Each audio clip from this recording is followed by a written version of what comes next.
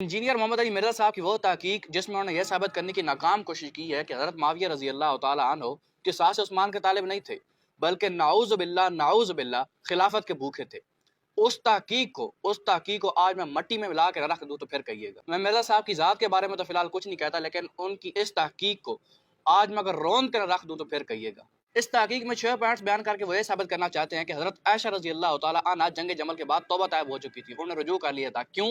क्योंकि उनको पता चल चुका था कि हज़रत मुआविया रज़ी अल्लाह तआला अन्हु किसास से उस्मान के तालिब नहीं, बल्कि नाउज़ बिल्लाह खिलाफत के भूखे हैं।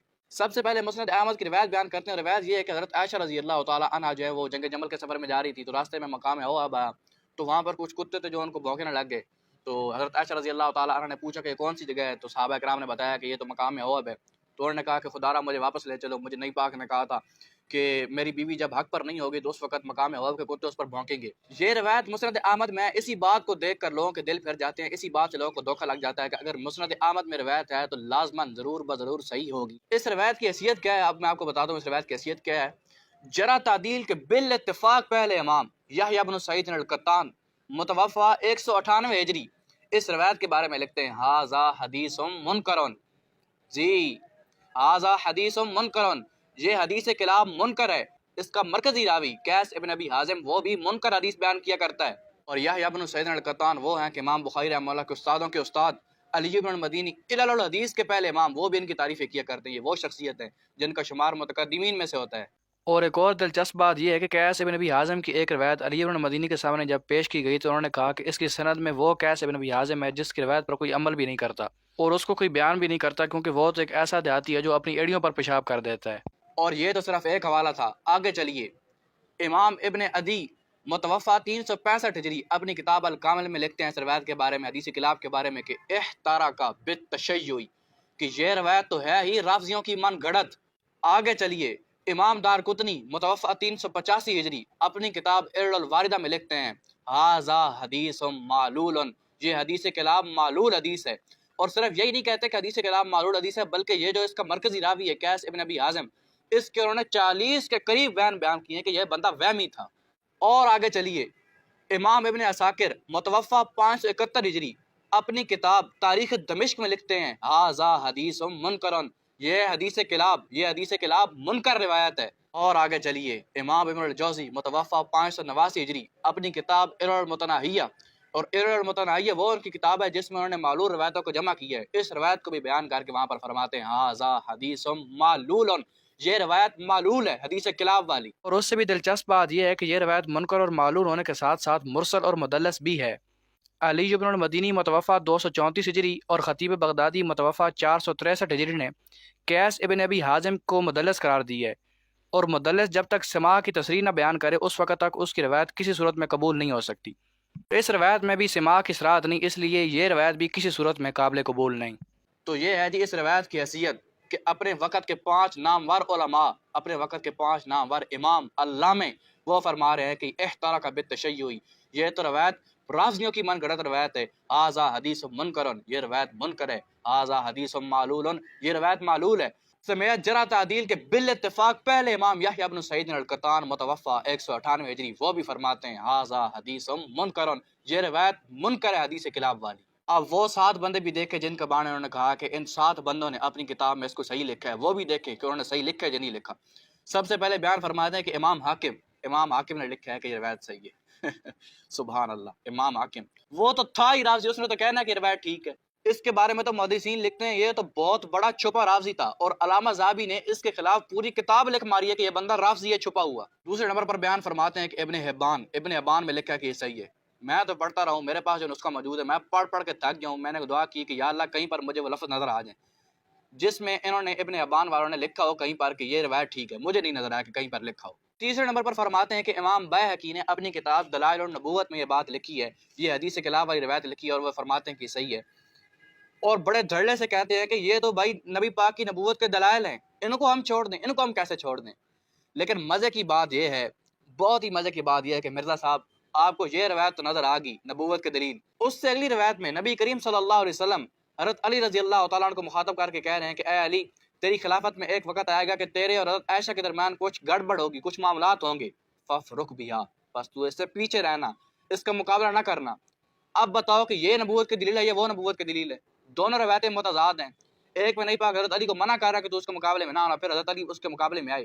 اب بتاؤ کہ حضرت عائشہ غلط تھی تو ان پر کوتے بھونکے یا حضرت علی رضی اللہ تعالیٰ غلط تھے؟ چوتھے نمبر پر فرماتے ہیں کہ علامہ زابی رحمہ اللہ نے کہا کہ روایت ٹھیک ہے. علامہ زابی رحمہ اللہ نے اپنی زندگی کی دو کتابیں میزان الاعتدال اور المغنی فی الضعفاء جس میں انہوں نے ضعیف راویوں کو اکٹھا کیا ہے، اس میں ان دو کتابوں میں قیس ابن ابی حازم کو وہاں پر ان کے بارے میں فرماتے ہیں کہ ہاذا منکر الحدیث، کہ یہ بندہ منکر الحدیث روایتیں بیان کیا کرتا ہے. اور تو اور اپنی زندگی کی آخری کتاب الکاشف، جس کا معنی ہے کھولنے والی، اس کے اندر بھی لکھتے ہیں حدیث کلاب کے بارے میں کہ ہاذا حدیث منکر، یہ روایت منکر ہے. ہاذا حدیث معلول، یہ روایت معلول ہے. اور پانچویں نمبر پر بڑے دھڑلے سے کہتے ہیں کہ امام ابن حجر کے استاد امام ہاشمی نے لکھا ہے کہ روایت ٹھیک ہے. سب سے پہلے تو مجھے یہ بتائیں کہ امام ہاشمی کے شاگرد ابن حجر نے اس بات پر کیوں نہیں لکھا کہ روایت ٹھیک ہے؟ انہوں نے اس بات پر عمل کیوں نہیں کیا؟ دوسرے نمبر پر میں کہوں گا کہ مرزا صاحب اسی کتاب کو اٹھا کے دیکھیے، مجمع زواد امام ہاشمی کی کتاب ہے. اسی کتاب کے اندر انہوں نے یہ روایت بھی 2 دفعہ نقل کی ہے کہ نبی کریم صلی اللہ علیہ وسلم نے حضرت علی رضی اللہ تعالی عنہ کو کہا تھا کہ اے علی، تیری خلافت کے وقت تیرے اور حضرت عائشہ کے درمیان کچھ معاملات ہوں گے، تو اس کا مقابلہ نہ کرنا، اس کے مقابلے میں نہ آنا، اس سے پیچھے رہنا. اس کے نیچے یہ الفاظ بھی انہوں نے لکھے ہیں کہ رواہ احمد والبزار والطبرانی رجالہ ثقات، یہ بھی پڑھیں. آپ بتائیں کہ وہ روایت ٹھیک ہے، یہ روایت ٹھیک ہے.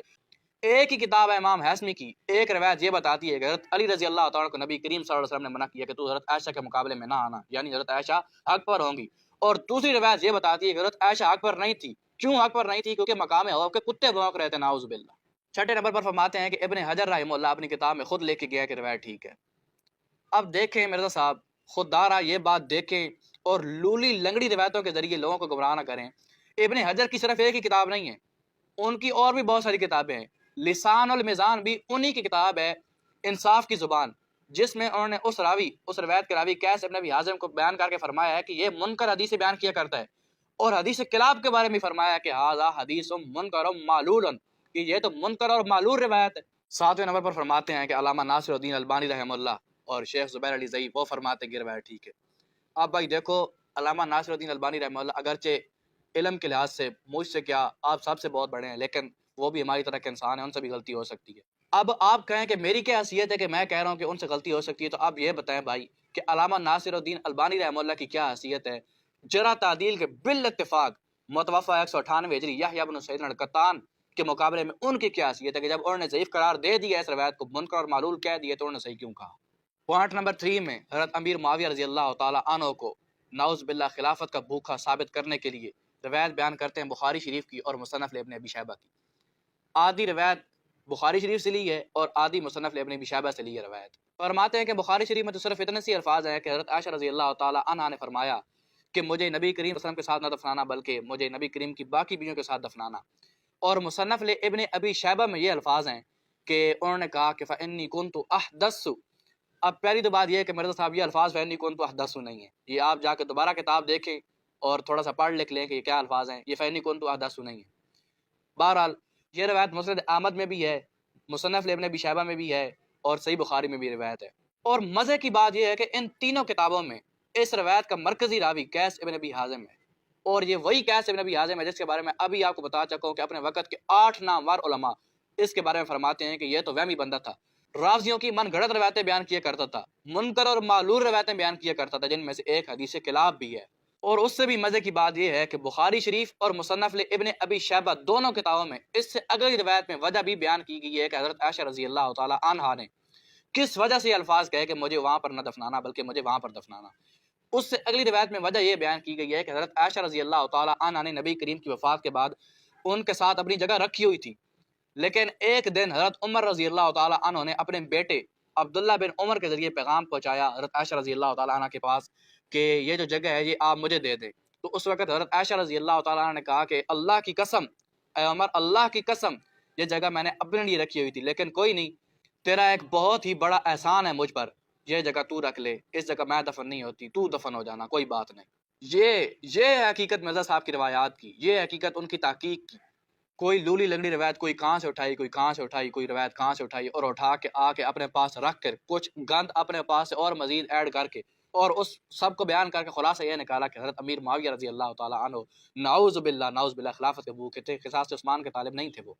چوتھے نمبر پر حضرت عائشہ رضی اللہ تعالیٰ عنہ کے بارے میں بہت ہی نامناسب الفاظ بیان فرماتے ہیں مرزا صاحب، اللہ ان کو سیدھے راستے پر لائے۔ میری تو یہی دعا ہے، میں ان کے بارے میں کوئی رافضی اور لعنتی وغیرہ الفاظ استعمال نہیں کر سکتا۔ فرماتے ہیں کہ علامہ ناصر الدین البانی رحمہ اللہ نے اپنی کتاب میں یہ بات لکھی ہے کہ حضرت عائشہ رضی اللہ تعالیٰ عنہا سے یہ اتحادی خطا ہوئی تھی، لیکن مرزا صاحب کہتے ہیں لیکن میں یہ کہتا ہوں کہ یہ اتحادی خطا نہیں تھی۔ کیوں اتحادی خطا اس لیے نہیں تھی؟ کیونکہ حدیث میں جو آتا ہے کہ اتحادی خطا ہوتی ہے تو اس پر ایک نیکی ملی کرتی ہے، وہ تو وقت کے حاکم کے بارے میں ہے۔ اب پہلی تو بات یہ ہے کہ اگر یہ روایت صرف حاکم کے بارے میں تھی تو اس سائڈ سے یہ تو غلط ثابت ہوئی آپ کے نزدیک حضرت عائشہ رضی اللہ تعالیٰ عنہ، تو اس سائڈ سے حضرت علی رضی اللہ تعالیٰ عنہ صرف ایک اکیلے ہی حاکم ہیں، ان کے ساتھ جو باقی فوج تھی وہ کیا حاکم تھی؟ ان کے بارے میں کیا خیال ہے آپ کا کہ ان سے غلطی ہوئی ہے یا نہیں غلطی ہوئی؟ اور حضرت علی رضی اللہ تعالیٰ عنہ ہو تو خود یہ کہہ رہے ہیں، خود جنگ جمل کے بعد انہوں نے فرمایا کہ ہائے کاش میں 20 سال پہلے یہ اس سے مر چکا ہوتا۔ وہ تو اپنی غلطی تسلیم کر رہے ہیں، اگر غلطی تسلیم کرنا ہی انسان کے غلط ہونے کی نشانی ہے، اور آپ یہی حضرت عائشہ رضی اللہ تعالیٰ عنہ کی غلطی ثابت کر کے حضرت امیر معاویہ رضی اللہ تعالیٰ عنہ پر کیچڑ اچھالنا چاہتے ہیں، حضرت علی رضی اللہ تعالیٰ عنہ کے بارے میں کیا خیال ہے؟ وہ تو خود کہہ رہے ہیں کہ ہائے کاش میں سے 20 سال پہلے ہی فوت ہو چکا ہوتا۔ اور یہ بات کہ حضرت علی رضی اللہ تعالیٰ عنہ نے یہ الفاظ کہے تھے کہ نہیں کہے تھے کہ ہائے کاش جنگ جمل کے بعد کہے کاش میں 20 سال پہلے ہی فوت ہو چکا ہوتا، یہ علامہ نعیم بن حماد امام احمد بن حنبل رحمہ اللہ کے دور کے بندے ہیں، انہوں نے اپنی کتاب الفتن میں 3 الگ مختلف اور صحیح اسناد کے ساتھ اس روایت کو بیان کی ہے۔ 5ویں نمبر پر فرماتے ہیں کہ حضرت عائشہ رضی اللہ تعالیٰ عنہ نے جنگ جمل کے بعد سارے دن کی قصاص عثمان کی بات نہیں کی۔ اب پہلی تو بات یہ ہے کہ انہوں نے قصاص عثمان کی بات کی ہے، اور دوسری بات یہ ہے کہ اگر قصاص عثمان کی بات نہیں بھی کی تو ان سے زیادہ یہی ثابت ہوتا ہے نا کہ انہوں نے رجوع کر لیا تھا، انہوں نے توبہ طائب ہو چکی تھی۔ اگر وہ توبہ طائب ہو چکی تھی، ان کے توبہ طائب ہونے سے حضرت امیر معاویہ رضی اللہ تعالیٰ عنہ پر آپ کیچڑ اچھالنا چاہتے ہیں، تو اس طرف حضرت علی رضی اللہ تعالیٰ عنہ خود توبہ طائب ہو چکے ہیں، میں حوالہ بھی دے چکا ہوں کتاب کا، ان کے بارے میں کیا خیال ہے؟ ادھر سے حضرت عائشہ رضی اللہ تعالیٰ عنہ بھی توبہ طائب ہو چکی ہیں، ادھر سے حضرت علی رضی اللہ تعالیٰ عنہ بھی کہتے ہیں کہ ہائے کاش 20 سال پہلے میں فوت ہو چکا تھا، تو آپ کیچڑ پر ایک پر نہ اچھالیں، دونوں پر کیچڑ اچھالیں۔ پھر 6 نمبر پر فرماتے ہیں کہ بنو امیہ یہ تو ساری کی ساری بدماش تھی، اور اس بات کو ثابت کرتے ہیں حضرت ابو ہریرہ رضی اللہ تعالیٰ عنہ سے کہ انہوں نے بہت ساری روایات ایسی جو ہے نا وہ بیان کی ہیں، کہ بہت ساری ایسی روایات ہیں حضرت ابو ہریرہ رضی اللہ عنہ سے کہ انہوں نے کہا کہ بنو امیہ جو ہے وہ ٹھیک نہیں تھی۔ بھائی اگر بنو امیہ کے خلاف روایات ہیں اور ان سے آپ یہ ثابت کر رہے ہو کہ ساری کی ساری بنو امیہ ہی بدماش تھی، نعوذ باللہ، جن میں حضرت عثمان رضی اللہ تعالیٰ عنہ اور حضرت امیر معاویہ رضی اللہ تعالیٰ عنہ ان جیسے جلیل القدر صحابی بھی آ رہے ہیں، تو اس سائڈ سے بنو عباس کے بارے میں بھی تو دیکھو نا، بنو عباس کے بارے میں علامہ نعیم بن حماد نے اپنی کتاب الفتن میں پورے 4 باب باندھ دیے کہ بنو عباس جو ہے وہ بدماش ٹائپ لوگ تھے، ان کے بارے میں کیا خیال ہے؟ حقیقت تو یہ ہے کہ بنو عباس کے کچھ لوگ بھی غلط تھے اور بنو امیہ کے کچھ لوگ بھی غلط تھے، لیکن روایات کو دیکھ کر یہ فیصلہ کر لینا کہ سارے کے سارے غلط تھے، اس سے بڑی میں کہتا ہوں جہالت کی بات کوئی ہے ہی نہیں۔ تو یہ ہے جی مرزا صاحب کی تحقیق، سب کچھ واضح ہو چکا ہے الحمدللہ، دودھ کا دودھ اور پانی کا پانی ہو چکا ہے، عوام خود فیصلہ کرے گی کہ کیا ٹھیک ہے اور کیا غلط ہے۔ میری تو یہ فیلڈ نہیں ہے، میں تو ایک عام سا بندہ ہوں، شرک رد کرنے والا اور توحید کو پھیلانے والا، لیکن میں یہ تماشا دیکھ رہا تھا کہ 5-6 سال سے جو ہے نا مرزا صاحب نے تماشا لگایا ہوا ہے کہ پتہ نہیں کہاں سے گند اکٹھا کر کے اور باتوں کو پھیر پھرا کے خلاصہ یہ نکالا کہ حضرت امیر معاویہ رضی اللہ تعالیٰ عنہ نعوذ باللہ جو ہے نا وہ قصاص عثمان کا طالب نہیں تھا بلکہ خلافت کے بھوکے تھے۔ تو اس طرح اگر کوئی صحابہ کرام کو بھونکے تو پھر ظاہر سی بات ہے کوئی بندہ چپ تو رہ نہیں سکتا۔ اور مزے کی بات یہ ہے کہ جب یہ کہتے ہیں کہ حضرت عائشہ رضی اللہ تعالیٰ عنہ پر کتے بھونکے تو ان کے ساتھ حضرت زبیر اور حضرت طلحہ بھی تھے، اور ان کے بارے میں اللہ تعالیٰ قرآن میں فرماتے ہیں کہ لقد رضی اللہ عن المؤمنین اذ یبایعونک تحت الشجرۃ فعلم ما فی قلوبہم، کہ بیعت رضوان کے وقت اللہ تعالیٰ یہ بیعت رضوان کے وقت یہ آیت آئی تھی کہ اللہ ان سے راضی ہے، وہ اللہ سے راضی ہیں، اور ان کے دلوں میں جو چیز ہے اللہ تعالیٰ نے اس کو دیکھ لی ہے۔ اب جن کے دل اللہ نے پہچان لی ہوں، جن پر رب راضی، رسول راضی، ان پر خدا کی قسم مقام ہے کہ کتے نہیں بھونک سکتے۔ ہاں ایرانی اور کوفی رافضی کتے بھونکے تو وہ الگ بات ہے۔